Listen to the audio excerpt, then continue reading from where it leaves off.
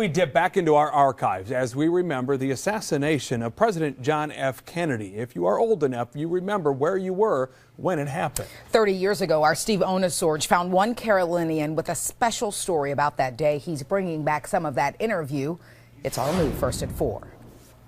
In the Carolinas, that November day was like today. Blue skies, thoughts of holidays, and then it happened. In Dallas, Texas, 3 shots were fired at President Kennedy's motorcade. I was working on a car. Mrs. Kennedy jumped up and grabbed Mr. Kennedy. She called, "Oh no." And everybody was just stunned. An unforgettable moment for everyone, especially for Bill Greer, who I interviewed in 1983. And I was in the front seat. I was driving him when he was shot. That's right. He was the Secret Service agent behind the wheel. The first shot he thought was a backfire. The second? And I looked over my shoulder like this, and I saw the blood running down Governor Connolly's white shirt.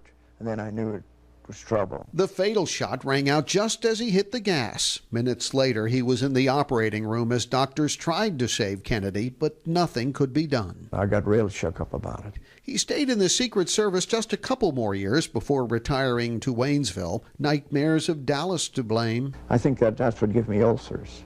He died 2 years after this interview. We still have the old tapes, the old films of what happened in Dallas. But anyone around during a historical milestone like 9/11, the Challenger disaster, Martin Luther King Jr., or the Kennedy assassination, we don't need the films. We remember. 50 years later, the feelings are still fresh. I just felt horrible.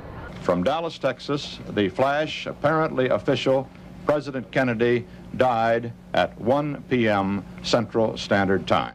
In Morganton, Steve Onesorge, WBTV, on your side.